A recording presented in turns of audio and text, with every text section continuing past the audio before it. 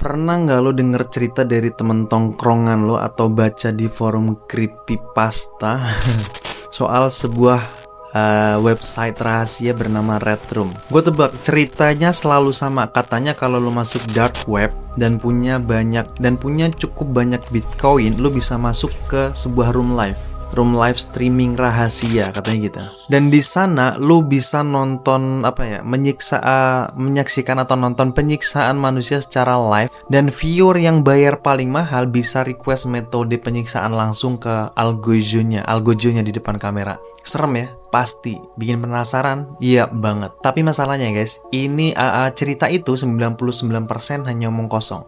Kenapa gitu?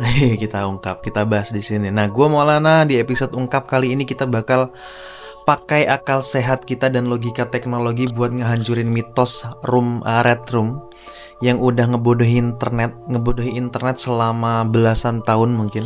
Tapi jangan lega dulu, karena setelah mitosnya gue patahin, gue juga bakal bawa lo ke realita dark web yang aslinya jauh lebih mengerikan daripada cerita hantu manapun. Jadi siapin mental lo, mari kita bongkar dan tetap kepo.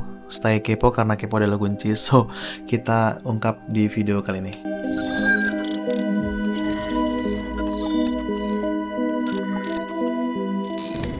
So, pertama biar lo nggak gampang ketipu, nggak gampang ditimpu sama cerita internet, kita harus bedah anatomi dark web pakai kacamata engineering dulu. Buat lo mau masuk dark web, untuk masuk ke dark web, lo butuh browser khusus bro. Yang paling terkenal tuh namanya Tor, The Onion Router. Nah, cara kerja Tor ini ibarat bawang. Dia ngelapisin IP address lo berkali-kali lipat buat jaga anonimitas. Ya, biar nggak ketahuan. Kalau lo buka YouTube pakai Chrome, data lo jalan lurus dari komputer lo ke server Google. Tapi kalau lo pakai Tor, data lo itu dipantul-pantulin dulu ke 3 server delay acak di berbagai negara di seluruh dunia sebelum sampai ke tujuan. Terus dampaknya apa? Ya dampaknya keamanannya emang tingkatannya tinggi. Keamanan tingkat tinggi, anonim banget, nggak bisa diketahui. Tapi konsekuensi logisnya yaitu internet lo bakal super lemot, sangat amat lemot. Contoh dasar simpelnya ya VPN lah. Nah, buat buka situs dark web yang isinya cuma teks dan gambar resolusi rendah, itu aja lo butuh loading yang lama banget. Terus lo mau ngarepin live streaming yang HD yang lancar tanpa buffering dari jaringan Tor gitu. Logikanya agak nggak masuk akal sih. Bro, algojonya keburu capek nungguin koneksi live streamingnya muter-muter loading terus. Itulah kenapa secara arsitektur IT, Red Room yang disiarkan secara live interaktif itu nyaris mustahil dilakukan di jaringan dark web. FBI dan pakar cybersecurity dunia udah sepakat kalau Red Room itu murni urban legend. Ya cuma buat nakut-nakutin newbie aja. Mitos live streaming udah kita coret, tapi ini plot twist gelapnya. Meskipun live streaming itu nggak ada, bukan berarti kekejaman berbayar di dark web itu fiktif. Sindikat kejahatan itu isinya orang-orang yang punya CEO mindset, tapi dipakai buat hal-hal yang setan banget. Mereka mikir efisiensi. Kalau live streaming nggak bisa, ya udah. Mereka bikin sistem video on demand atau VOD alias video pre-recorded yang udah direkam sebelumnya. Nah, disinilah kita masuk ke kasus nyata yang paling bikin trauma coy. Ini paling bikin trauma sejarah kepolisian internasional. Kasus Peter Scully namanya. Peter Scully gitu bacanya. Dan No Limit Fund. Mengutip laporan investigasi resmi dari kepolisian Australia dan Interpol, nih nanti referensinya gue tulis di deskripsi ya. Peter Scully adalah psikopat asal Australia yang kabur ke Filipina. Psikopat nih coy. Di sana dia ngebangun sindikat mengerikan. Dia nggak live streaming. Dia ngerekam penyiksaan brutal dan pelecehan anak-anak di bawah umur. Ngeditnya profesional banget. Dan ngejual video itu barulah di forum dark web miliknya yang bernama No Limit Fund. Berapa harganya? Ribuan dolar dalam bentuk Bitcoin per videonya. Dan yang bikin mual adalah pelanggannya ada ratusan tersebar di Amerika, Eropa, bahkan sampai ke Asia juga. Pertanyaannya, kalau dark web itu anonim dan pakai cryptocurrency yang susah dilacak, kok Scully ini bisa ketangkep?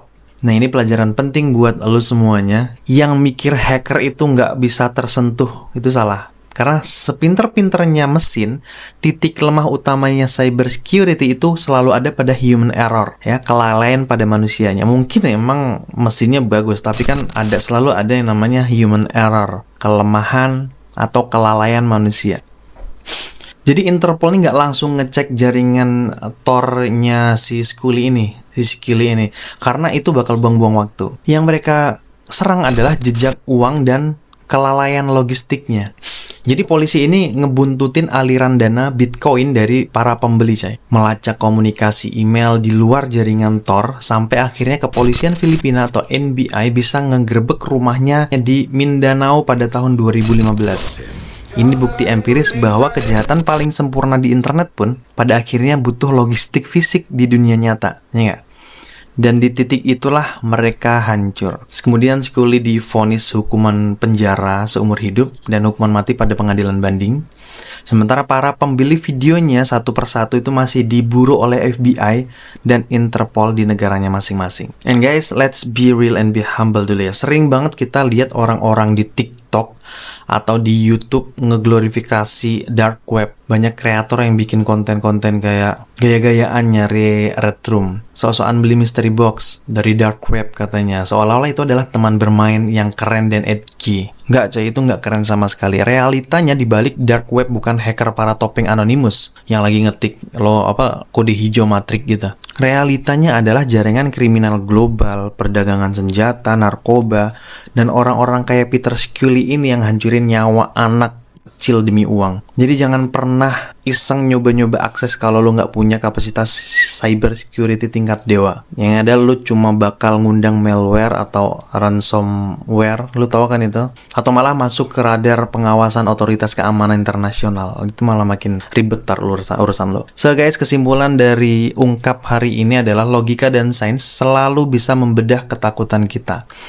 Live Red Room itu mitos teknis karena keterbatasan jaringan, tapi kejahatan di baliknya adalah realita yang harus kita basmi bareng-bareng. Jadi kedepannya dengan adanya AI dan teknologi enkripsi yang makin gila, jadi ruang gelap di internet ini bakal terus berevolusi. Dark web lainnya akan terus berevolusi dengan bentuk lain mungkin ya. So guys, jadi mungkin kita sebagai Gen Z yang hidupnya 24 jam di dunia digital, tugas kita adalah punya literasi keamanan cyber atau cyber security literasi. Jaga privasi lo, itu pasti ini penting. Jaga jejak digital lo juga, ini penting. Dan lindungi adik-adik dan atau keluarga lo dari ancaman predator yang sekarang bisa tersembunyi atau bersembunyi di balik barisan kode. Jadi hati-hati dengan dunia digital. So guys, gue pengen denger pendapat lo setelah lo tahu logika teknis di balik dark web ini. Apakah lo masih penasaran, pengen masuk ke sana gitu, atau mending main-main aman aja, main aman di internet biasa aja?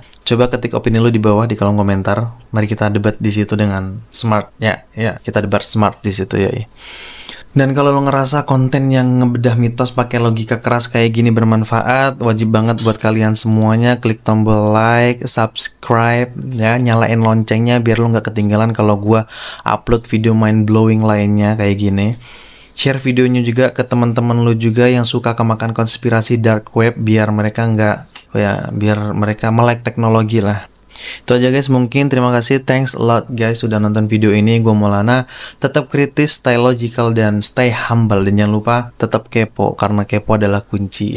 Dan jangan biarin logika lo dihack sama ketakutan. So, thanks a lot for watching, don't forget to like, comment, and subscribe. See you the next video and peace out.